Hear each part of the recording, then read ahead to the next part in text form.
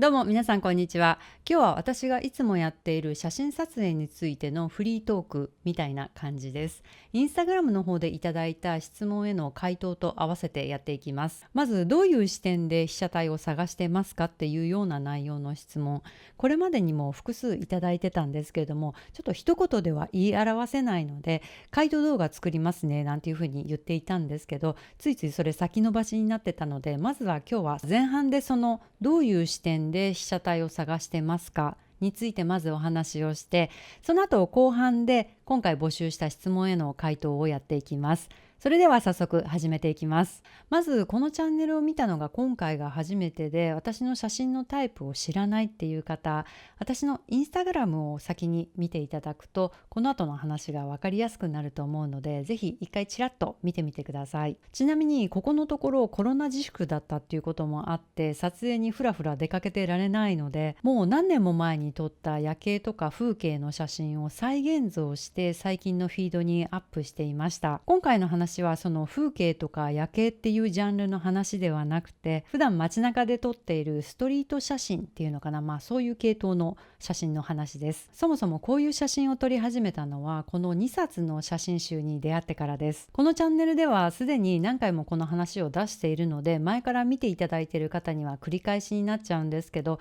2016年ぐらいだったかな、ある時写真家のドキュメンタリー映画ないかなと思って探している時に、たまたま出てきたのがこのビビアン・マイヤーの映画だったんです。それを見て素敵だなと思って写真集を買うことになって、毎日その写真集を見てたんですよ。で、他に好みの写真家いないかなと思って検索しているうちにソウルライターが上がってきて、写真を見てみたらすごくいいなと思って、また写真集を買って毎日見てました。で、この2人の写真を見て、私もこういう写真が撮りたいなと思いました。それまでは自分の中にこれこういう写真が撮りたいっていう指標みたいなのがなかったので、とりあえずいいカメラ買ったし、それを使いたいっていうことで、何かイベントとかどこか観光名所に行ったような時に写真を撮っていたんですけど、これらの写真集に出会ってからはこういうものが撮りたいっていう目標ができたっていうか、一つの指標ができたっていう感じです。そういう目標が見つかったら、まずは模倣からということで、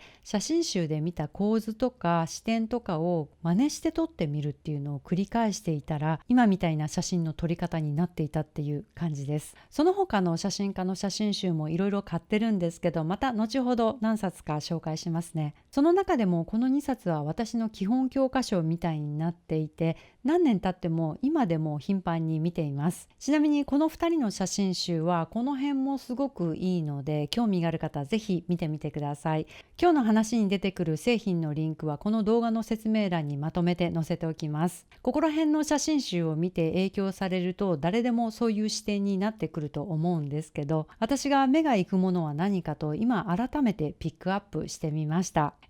色、フレーム、レイヤー、反射、バードアイ、アイコニックアイテム、フィルター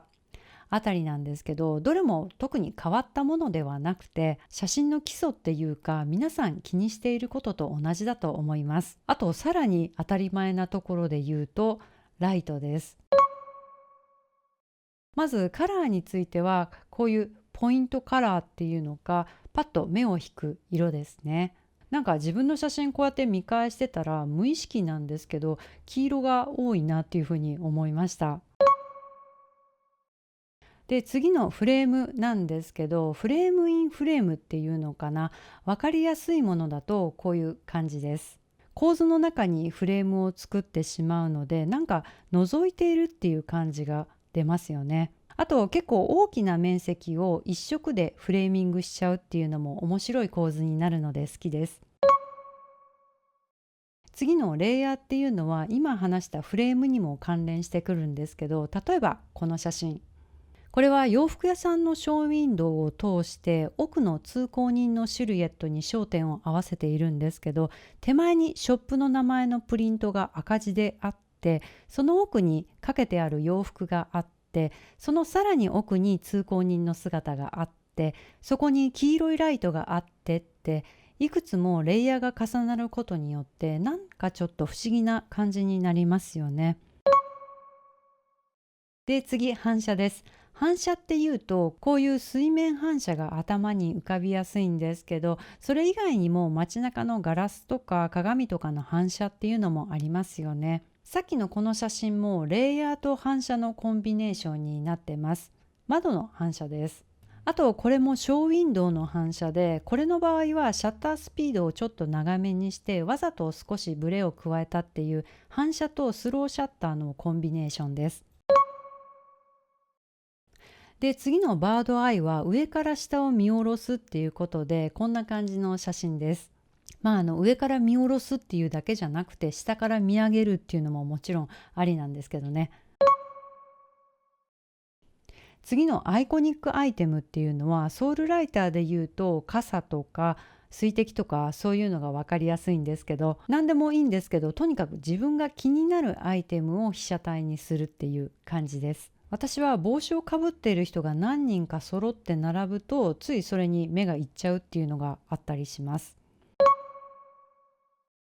でフィルターっていうのは本当のレンズフィルターを使うわけではなくて、これソウルライターの定番なんですけど、水滴のついたガラス窓とかそういうものを通して写真を撮ると印象派の絵画みたいな雰囲気になるっていう効果があるので、それをフィルターって言ってるんですけど、例えばこの写真、雨の日の本屋さんの軒先に雨よけにビニールシートが吊るしてあって、その奥に店内のライト、手前は影で暗くなっているということで、下の方の黒い影になった部分がフレーミング効果になっていて、要はフィルターとフレームインフレームのコンビネーションということになっています。そういえばこのスクリーンセーバーに使っている写真もフィルターとフレームインフレームのコンビネーションです。ざっくりといくつか上げてみたんですけど、今上げたような撮り方一つ意識するだけでもいいんですけど、2つ3つと組み合わせるとより印象的な写真に仕上がるんじゃないかなと思っています。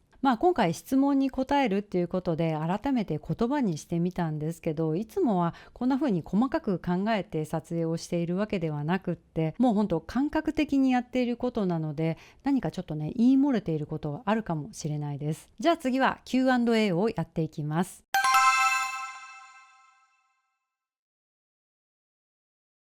これね見ていただくと分かるんですけど、グリップ浅めなんですよ。で他の大きいカメラはだいたいこうちょっとグリップ深くて指を引っ掛けてられる感覚があるんですけど、これの場合はもう本当に指先にちょっとグッと力を入れて握ってるっていう感じになるので、疲れるのかって言われると、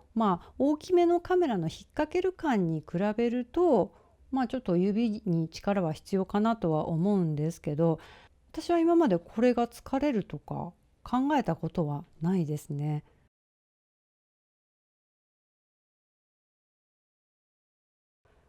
全然そういうふうに感じたことはないんですけど、世の中ではそういう評価になってるのかな。全然知らなかったです。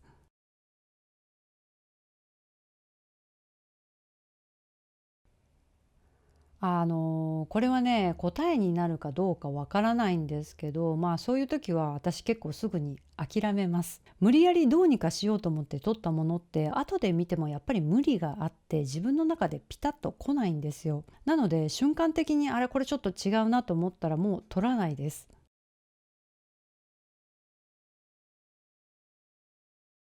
私これ Z6 って読むのか G6 って読むのかわからないぐらいチェックもしていないし詳細も見てないのでさらっと聞き流しておいてほしいんですけど、質問者の方初心者ということでおそらくカメラを買ってきたら細かい設定をいじるっていうこともなく JPEG で撮影すると思うんですね。そうなるとこの2つのメーカーが出してくる JPEG の色味には結構ね大きな差があると思います。私が前使っていたのはニコン D750 でミラーレスではないんですけど、最初 α7-3 に変えた時はこんなに色の差があるのかと思ってちょっとびっくりしました。どっちが自分の好みなのかっていうのは購入前にチェックしておいた方がいいんじゃないかなと思います。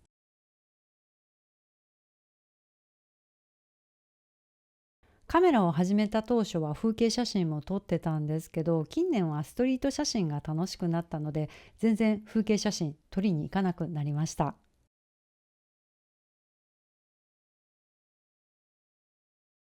私が使ったことがある機材の中から選ぶということで選択肢が多くないんですけど、ストリート写真撮影には富士フィルムが使いやすいなと思っています。で、動画となると私こうやってワンオペ撮影をしているので、アルファの方が断然使いやすいです。ソニーの方にはイメージングエッジっていう無料のアプリがあって、パソコンとカメラをつないで今のライブ映像を確認しながら、さらにカメラの設定もパソコンで変えられるリモート機能っていうのがあるんですよ。富士フィルムにはそういうソフトが残念ながらないので、こういう撮影の時にはもう必然的にアルファを選ぶことになります。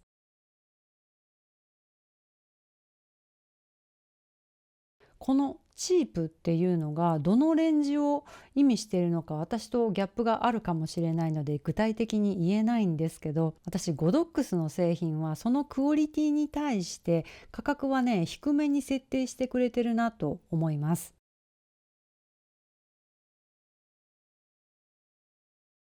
時代遅れとは全く思わないんですけど、今もう世の中がミラーレスの流れになってるので、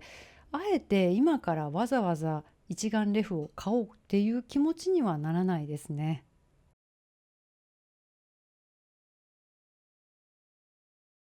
まあ興味はあるんですけど、買うまでには至ってないですね。なんかインターネットでこのレンズだとこういう写真が撮れるよみたいなサンプルを見るのは結構好きです。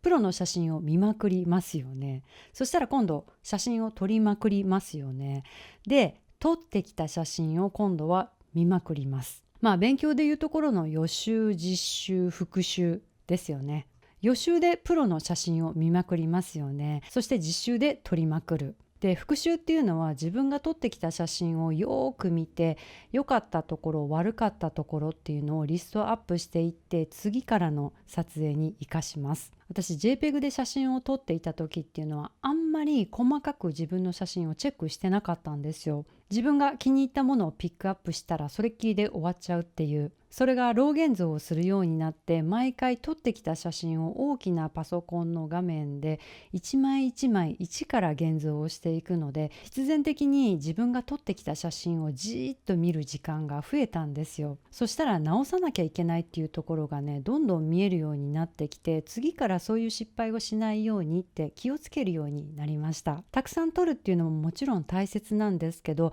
撮った写真をよーく見て復習するっていうのがすごく効果的だなと思っています。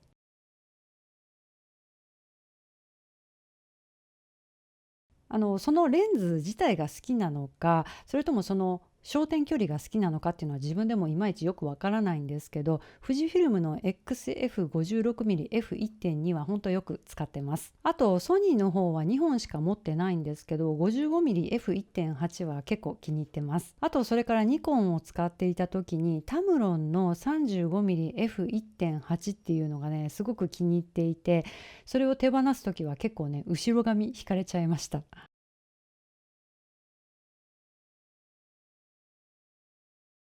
ちょっとね、この最初の質問、私が今から答える内容と、ピタッと、この人が求めている回答と合ってるかどうかは分かんないんですけど、私が写真撮ってて楽しいのは、他の人と被らない自分だけのオリジナルの写真が撮れた時なんですよ。観光地とか有名撮影スポットに初めて行ったら、私もその定番ショット撮ってみたいんですよ。ただこの SNS 時代なので、もうすでにその有名スポットの写真っていうのは何回も目にしていて、いざ自分で撮ってみても何の新鮮味もなくて満足感が少ないっていうのも事実なんですよね。まあそれなら誰も注目しないようなそこら辺の場所で、自分なりにこれいいじゃんと思える一枚が撮れたら、そっちの方が自分の中では新鮮味があるし満足感も高いです。でこの2つ目の質問なんですけど、ちょっとこういうことを考えたことがないんで、ちょっとこれはノーコメントということで。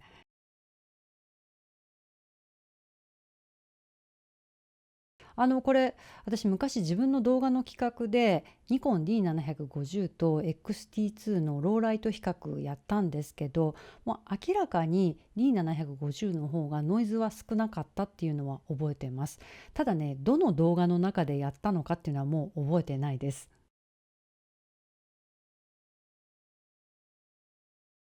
あとね、ちょっとこれ見てください。まずビビアン・マイヤーですね。それからマーティン・パーでエルンスト・ハース、フレッド・ヘルツォーク、ハリー・ギュイヤール。この辺の写真集よく見てるので影響されてると思います。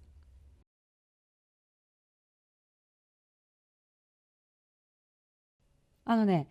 インドネシア、私バリしか行ったことがないんですけど、4、5回行ったことがあって結構好きです。ただ、インドネシアの方に聞くと、もうバリはもう特殊で、インドネシアのほんの一部だよっていうような話も聞くので、ジャカルタの方にもね、行ってみたいなとは思います。でもやっぱりどうだろう。わざわざ飛行機に何時間も乗って南国に行くっていうからには、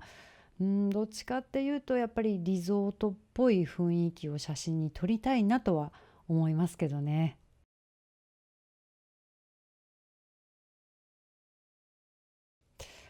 私こういう系統の写真を撮ることがほとんどないのでコメントすごくしづらいんですけど、レンズを先に決めるっていうよりも、こういう雰囲気の写真が撮りたいなっていうまず構図を決めてからのレンズ選びになるんじゃないかなと思うんですけど、どうでしょうか。強いて言うのであれば躍動感ということで、動きが入ってくると思うんですよね。なので、ちょっと広角から中望遠ぐらいまでをカバーしているズームレンズなんかが使いやすいのかなっていうのは想像します。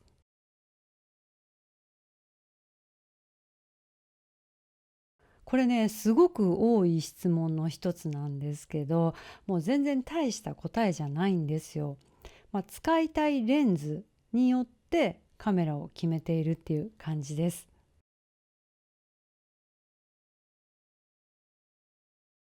この質問もね、最近よくいただくんですけど、購入予定をしていないどころか、もう詳細のチェックさえほとんどしてないっていう感じです。なんでかっていうと XT3 買ってからまだね1年数ヶ月ですよね。もう全然新しいカメラが欲しいっていう気分じゃないんですよ。なんかこうやって新製品が出るタイミングが早すぎると自分の物欲サイクルに乗ってこないっていうか、なんか興味が湧かないんだなっていうことに今回自分でも気がつきました。そんなテンションでいつつも、結構質問が来るのでちょっとねどんなものなのかなっていうのはインターネットで見てみたんですよ。そしたらその中にすごく残念な箇所を見つけちゃって、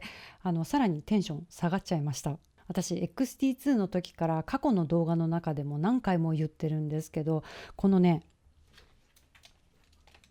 縦チルト見えるかな。このね縦チルトがすごく気に入ってるんですよね。でもこれがなくちゃやってられないぐらいすごい気に入ってるのに XT4 を見てみたらなんとこれがバリアングルに変わっちゃってたんですよ。バリアングルのカメラも私以前使ったことあるんですけど、この縦チルトとバリアングルもう全然使い勝手が違います。このバリアングルになっちゃったっていうのはね、なんか本当かなり私の中では大きなマイナスポイントです。ちなみにこれね、私の好みを言っているだけでバリアングルが好きな方をディスっているわけではないので、その辺悪く思わないでくださいね。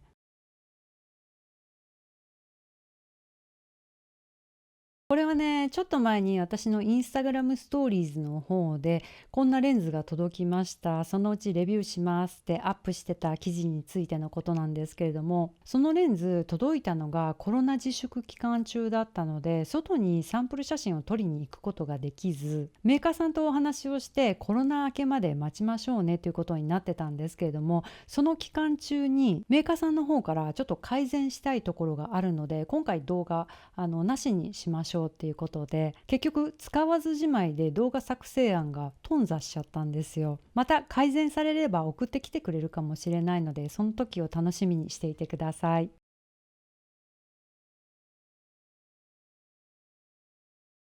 これね、私電源つなぐタイプの防塵防湿庫をずっと欲しいなと思いつつ後回しになっていて、結局簡易タイプの防塵防湿庫を使っています。もうレンズがいっぱい入ってて、ここに持ってくるのが重たいので、ちょっと Amazon の写真でチェックしてください。で、このケースに除湿剤を入れてます。で、いろんな除湿剤試したんですけど、これが一番効き目があるので、こればっかりリピートしてます。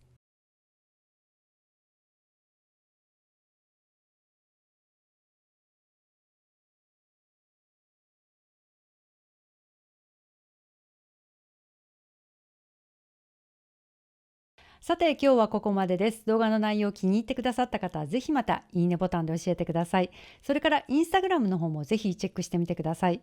お知らせとかはインスタグラムストーリーズの方でやっています。それではまた次回お会いしましょう。さよなら。